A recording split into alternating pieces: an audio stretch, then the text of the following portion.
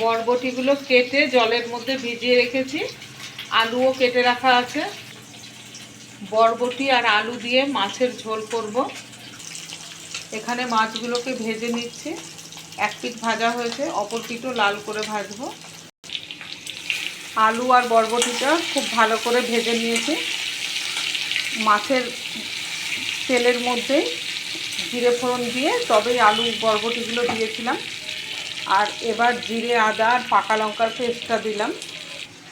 ছোট সাইজের দুটো টমেটো 4 ফালা করে দিয়ে দিলাম। এবার মশলার সাথে সবজিটা খুব ভালো করে কষিয়ে নেব।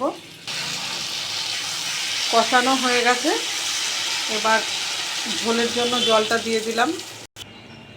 ঝোল ফুটে উঠেছে। এক এক করে ভাজা মাছগুলো ঝোলের মধ্যে দিয়ে দেব। মাছগুলো ঝোলের মধ্যে সব দিয়ে দিলাম।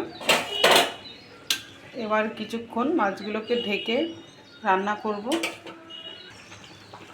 পেঁয়াজ রসুন ছাড়া বরবটি আলু দিয়ে মাছের ঝোল হয়ে গেল।